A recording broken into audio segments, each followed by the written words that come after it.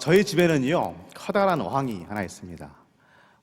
처음에는 신혼 때는 좀 작았는데 점점 커지기 시작하더니 지금은 물 100리터는 들어가는 커다란 어항이 되었습니다. 그 안에 거북이 3마리가 살고 있고요. 그리고 물고기도 있습니다. 저랑 저희 딸의 아주 정말 가장 좋아하는 그런 공간이 되었습니다. 아내는 별로 좋아하지 않습니다. 그러나 저도 제가 좋아하는 게 있어야 되기 때문에 그냥 어떻게 두고 관리를 하고 있죠. 근데 그 큰 어항을 관리를 하다 보니까요, 항상 마음 한켠에 가지게 되는 어떤 걱정이 있습니다. 그게 뭐냐면, 혹여나 이런 일은 없겠지만 혹여나 어항 한 켠이 깨지거나 잘못되면은 물이 새지 않습니까? 근데 100리터의 물이 새면은 그것이 어디로 갈까요? 그냥 우리 집 문달리로 끝나지 않습니다. 아파트이면은 아파트 밑으로 물이 새어나가서 밑에 집 천장 공사까지 해줘야 되는 그런 일이 있을 수 있다라고 하더라고요. 생각만 해도 몸서리가 쳐지는 그런 일입니다. 꿈에서도 일어나면 안 될 일인데, 그래서 항상 저는 지나가다가도 한 번씩 모서리 부분을 만져보는 그런 버릇이 생겼습니다. 혹여나 뭔가 문제가 있지는 않을까, 잘못되지 않았을까, 그렇게 봅니다. 그만큼 물이라는 것이 참 무섭습니다. 그렇죠? 제어가 되고 통제가 되고 억제가 된다라면 물이라는 것은 생명을 담을 수 있습니다. 그 안에 생명이 있을 수 있고요. 생명에 꼭 필요한 생명을 주는 것이 바로 물입니다. 그런데 그 제어된 상태, 통제된 상태에서 풀려나면은 물은 아주 쉽게 생명을 파괴할 수 있죠. 어항 속에 있는 100리터 물은 분명히 통제가 될 것입니다. 그런데 자연 속에서의 물은 우리 마음대로, 우리 생각대로 통제되지 않습니다. 2011년에 있던 일본의 쓰나미를 기억하시겠죠? 생명의 젖줄이었습니다. 많은 이들한테, 그 마을의 사람들한테 그들의 생계를 책임져 주는 그런 바다였습니다. 그런데 그 바다가 한순간에 수많은 사람들, 16,000명 이상의 사람들의 목숨을 앗아가는 그런 물이 되었습니다.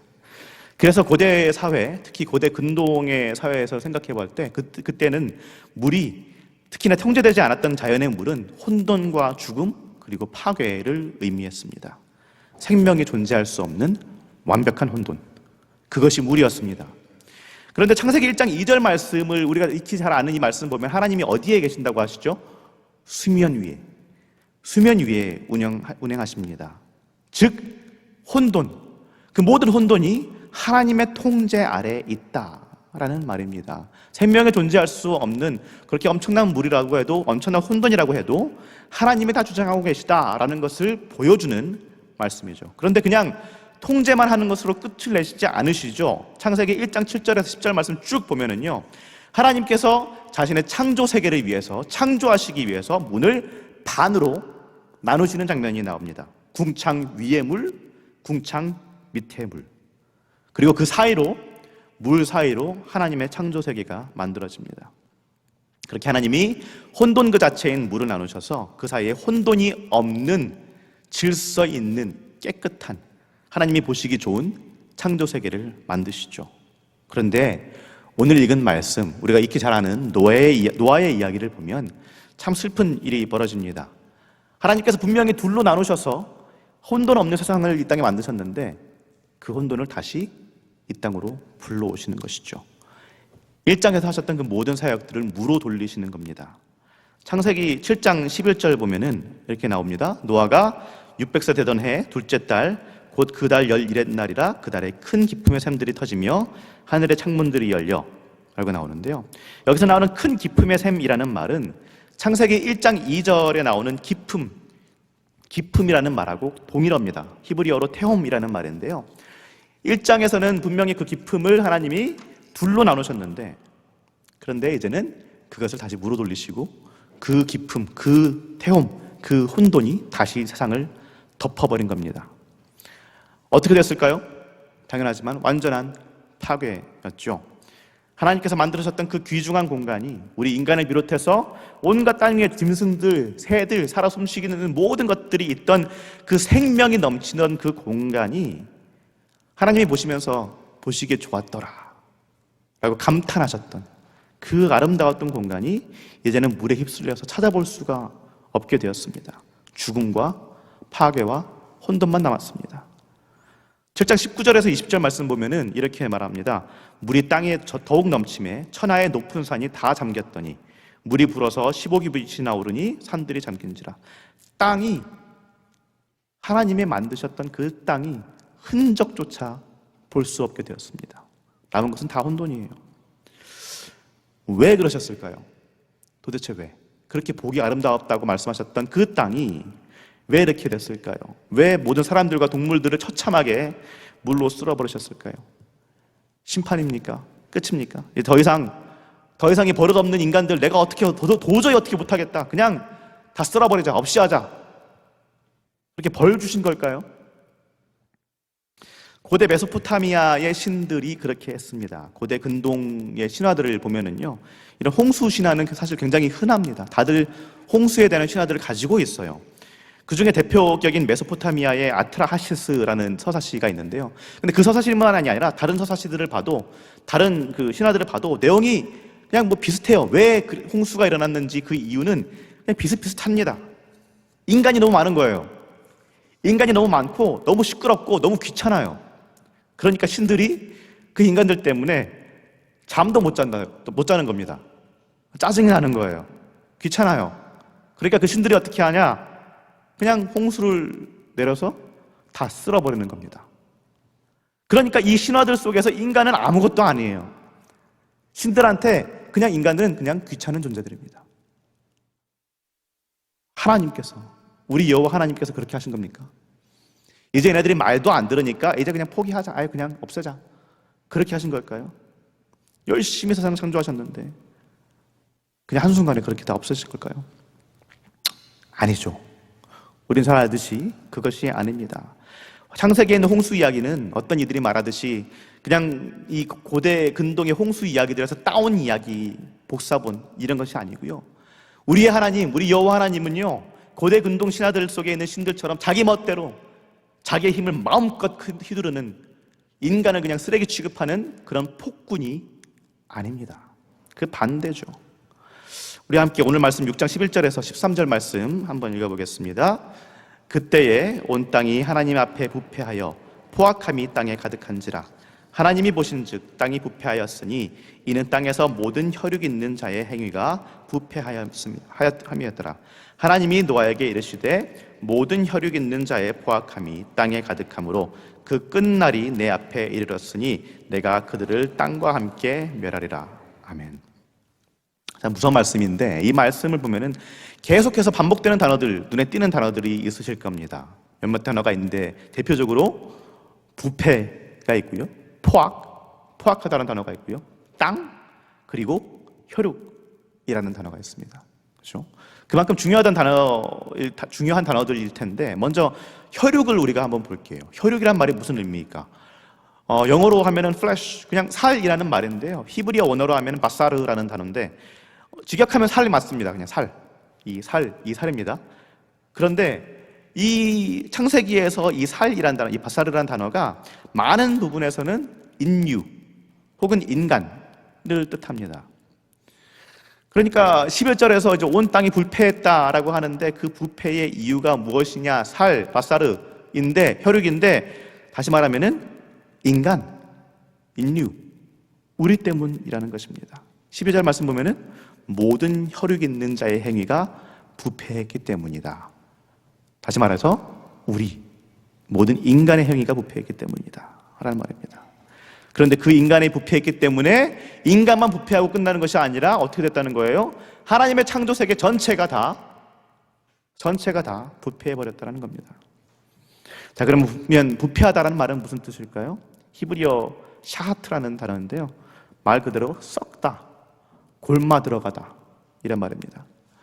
제가 귤을 굉장히 좋아합니다. 어릴 적에 한창 때는, 지금도 한창 때긴 합니다만 혼자서 귤 한 박스를 다 먹은 적도 있습니다. 한 자리에서. 정말 좋아하는 게 귤이에요. 저는 그 안에 좀 상한 귤들이 있잖아요. 네, 그냥 먹습니다. 네, 그냥 다 먹어요. 그냥 먹어도 아무런 문제 없다라고 생각을 하고 먹습니다. 그런데 그 귤을 제가 먹지 않고 놔두면은 어떻게 될까요? 그 상한 귤 하나가 다 썩게 만들어집니다. 그 귤 하나만 썩고 곰팡이 피고 끝나는 게 아니에요. 모든 박스 안에 있는 귤들이 다 상해서 못 먹게 되어버립니다. 썩는다는 건 이런 것입니다. 하나가 썩는 것으로 끝나지 않아요. 그냥 두면 자기만 썩고 끝나는 것이 아니라 주변까지 다 퍼지고 못 쓰게 만들어 버립니다. 그런데 지금 말씀에서 뭐라고 하는 겁니까? 하나님께서 우리 때문에, 인간 때문에, 인간의 행위 때문에 우리만 썩는 것이 아니라, 우리만 잘못되는 것이 아니라 온 창조 세계가, 온 땅이 다 썩어버렸다라고 말씀합니다.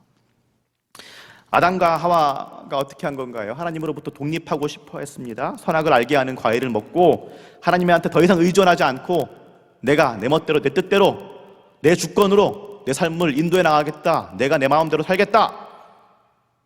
어떻게 보면 참, 어떻게 들으면, 세상의 방법대로 들으면 참 멋있는 말 같죠. 그런데 그 결과가 뭐였습니까? 부패했습니다. 썩었어요. 생명의 젖줄이신 하나님 근처에 있지 않고, 하나님과 함께 있지 않고 그냥 밖으로 나가려고 하니까 어떻게 돼요? 생명이 끊어지니까 썩는 거예요. 그런데 아담과 하와만 썩었습니까? 아니요. 땅도 저주받았습니다. 기억하시죠? 엉겅퀴가 나고 땅도 썩어버렸어요. 땅도 저주받았어요. 그리고 그 부패함의 결과로 포악함이라고 나오죠. 즉 인간의 폭력성이 고개를 들었습니다. 원래는 서로 간의 이제 관계성 가운데, 하나님과의 관계성 가운데, 서로 간의 관계성 가운데 살아야 되는데, 그게 아니라 이제 내 뜻대로 해야 되거든요. 그런데 내 자유와 남의 자유가 맞부딪히면 어떻게 됩니까? 그냥 힘으로 찍어 눌러야죠. 그렇게 피조물들 사이에서의 소외가 일어나고, 하나님이 만드신 피조물인데 그 안에 있는 공통점에 집중하는 것이 아니라 필연적으로 다를 수밖에 없는 다름에만 집중합니다. 그리고 그 그냥 다른 건데 틀림이라고 명명하고, 너는 틀렸다, 나는 옳았다. 그러니 배격하고 눌러버리게 됩니다. 그러다 보니 첫 인간이었던 아담과 하와, 바로 다음 세대에서 바로 폭력의 끝이라고 할 수 있는 살인사건이 등장하죠. 그런데 거기에 멈추지 않고 창세기 4장을 가면은 라멕이라는 사람 나오고요. 그 라멕이라는 사람 어떻게 합니까? 자신의 잣대로, 자신의 멋대로, 자신의 즐거움을 위해서 사람을 죽이는, 정말 그 자체로 혼돈이 극치에 이르러 버립니다. 분명 하나님은 혼돈을 반으로 나누셨어요. 혼돈 없는 세상의 창조 세계를 만드셨어요. 그런데 인간들이, 우리의 행위로 혼돈의 극치를 이 땅에 불러왔다, 이 말입니다. 정리하면 하나님으로부터 탈출하고자 했던 인간의 의지가 인간만이 아니라 하나님이 만드신 창조 세계를 부패시켰다. 그래서 이 땅이 혼돈이 가득한 땅이 되었다라는 것입니다. 그렇다면 다시 아까의 질문으로 돌아와서, 하나님이 홍수를 왜 보내셨습니까? 왜 다시 그 창조, 그 모든 작업들을 없던 것처럼 만드셨을까요? 하나님이 악해서, 하나님이 화풀이하는 거, 그냥 벌 주는 거, 그냥 그런 것이 아니고요. 결국엔 우리가, 인간이 잘못했기 때문입니다. 우리가 잘못했어요. 그 책임을 전적으로 인간한테 했습니다. 그냥 우리만 썩게 만든 게 아니라 온 땅을 다 썩게 만들었어요. 코로나19 얼마나 무서웠습니까? 무서운 전염병이었죠. 그런데 그것보다 더 무서운 전염병이 인류였다는 말입니다. 분명히 하나님께서는 아담과 하와를 만드시면서 잘 가꿔라, 생육하고 번성하고 잘 다스려라 말씀하셨는데, 다스리는 것이 아니라 이 땅을 내 마음대로, 자기 마음대로, 우리 마음대로 사용해버리죠. 서로 보듬고 사랑하라고 서로 만드셨는데 그 개인들을 내 목적을 위한 도구로 변질시켜버립니다. 이게 우리의 모습이라는 말입니다. 부패라는 단어가 반복이 계속되죠. 3번 반복이 되는데 그 말은 뭐예요? 정말로 완벽하게 아무런 희망을 찾을 수 없을 정도로 완벽하게 썩어버렸다 라는 말이죠. 그렇다면 이 홍수는 무엇입니까? 하나님이 그냥 벌 주는 것으로 끝나는 것이 아니고요, 심판으로 끝나는 것이 아닙니다. 하나님의 심판, 하나님의 벌은요, 회복적 심판입니다. 회복하게 하시는, 새롭게 하시는 것입니다. 그것이 하나님의 공의예요. 그냥 너 벌 받아라 그리고 끝나는 게 아닙니다. 너 지옥으로나 가라 그리고 끝나는 것이 아니에요.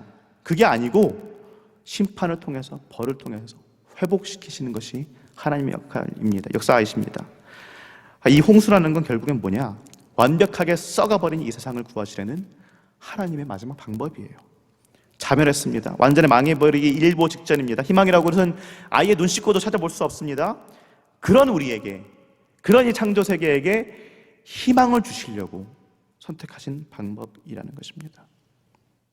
이 홍수를 통해서 썩어버린 것들을 씻어내시고, 이 정말 희망 없는 세상의 한가운데 놓여있는 노아라는 그 한 사람, 그리고 그의 가족을 통해서 새로운 희망, 새로운 창조세계를 만드셨다는 말씀입니다. 사랑하는 성도님들, 지금 어떤 삶을 살고 계십니까? 혹시 고통의 홍수 가운데 잠겨 계시지는 않은지요? 지금 만약에 고통의 홍수 가운데 있는 것 같고 풀리는 것이 아무것도 없고 사방으로 우겨싸임을 당하고 내가 정말로 하나님 앞에서 잘 살았던 것 같은데 지금 힘든 것이 있다, 지금 아픈 것이 있다, 너무나 어렵다라고 느끼신다면 하나님께서 여러분의 삶을 정리하고 계시는 것일 수도 있습니다. 필요 없는 것들, 썩은 것들을 씻어내는 그런 과정일 수도 있습니다. 어떻게 해도 수면 위로 올라갈 수 없는 것 같고 숨이 쉬어지지 않고 정말 희망의 눈꼽만치도 없다라고 느낄 때, 이제 남은 것은 정말 폐허밖에 없고 무엇으로 이걸 가지고 남아있는 것을 무엇을 할 수 있을까, 그렇게 절망할 때에 하나님 말씀하십니다. 하나님이 회복하십니다. 하나님의 벌, 하나님의 심판은 끝이 아닙니다. 그것을 통해서 새롭게 하시고 회복하게 하십니다. 남겨진 게 아무것도 없는데요, 철저하게 망했는데요, 가진 것이 하나도 없는데요, 이거 어떻게 회복됩니까? 아니요. 성도님들, 지금 이 홍수 끝에 남은 것이 무엇입니까? 한 가족입니다. 그 많던 인류에서 남은 거 한 가족이에요. 동물 한 쌍씩 있었어요. 한 쌍. 그 한 쌍에서 한 마리만 죽어도 거기는 그냥 없어지는 겁니다. 그런데 하나님은 이 정말 아무것도 아닌 것들을 가지고 새로운 창조, 회복된 창조를 만들어내셨습니다. 하나님의 공이라는 것은 이런 것입니다. 새롭게 하시고 회복하게 하십니다. 그냥 너희들이 잘못했으니까 벌받아라가 아니라 항상 그 끝에는 다시 살아라, 다시 일어나라, 내가 너희를 살려줄게, 내가 너희를 회복해줄게 하는 그 회복의 은혜가 들어있습니다. 그런 의미에서 홍수라는 것은 심판이라기보다는 은혜입니다. 지금 고난 가운데 있는 성도님들 계십니까? 그 고난이 꼭 심판은 아닐 것입니다. 그 고난이 꼭 벌인 것만은 아닌 것입니다. 그것을 통해서 더욱더 회복시키시고 더욱더 축복시키시고 새로운 것으로, 새로운 삶으로 우리를 충만하게 해주실 하나님께서 지금 이 자리에 우리와 함께 하시는 줄로 믿습니다. 그러니 성도님들 힘을 내시고요, 살아가는 삶이 지금 너무 고단하고 아프고 힘든다고 할지라도, 그런 부분들이 있다고 할지라도 결국에는 하나님께서 빛을 주실 것이고 회복하게 하실 것입니다. 그렇게 하실 하나님, 내 삶 속에 정말 혼재해 있는 그 혼돈들을 처음부터 마지막까지 정말 눈에 띄지 않을 정도로 덮어버리실, 없애버리실 그 하나님을 기대하시면서 이번 한 주도 또 주님을 의지하시면서 한 주 살아계시기를 예수님의 이름으로 축원합니다. 네, 기도하도록 하겠습니다. 주님, 우리의 삶이 항상 깨끗하지만은 않습니다. 우리의 삶이 항상 행복하고 즐겁지만은 않습니다. 어쩔 때는 정말 홍수가 덮친 것처럼 항거할 수 없는 이 세상의 힘 앞에 그냥 쓰러져 버리고 그냥 무너져 버려서 어찌할 바를 모르겠는 아버지, 그런 순간들이 있습니다. 하나님, 그렇게 될 때 하나님, 우리가 희망을 놓치지 않도록 하여 주시고, 아버지, 벌받았다, 심판받았다 하면서 절망하지 않도록 하시고, 만약에 심판이라도, 만약에 벌이라고 할지라도 그 끝에는 하나님의 은혜가 있음을 기억하고 하나님께서 새롭게 하시며 회복하게 하실 것을 우리가 기대하며 하나님만 바라볼 수 있도록 주여 도와주옵소서.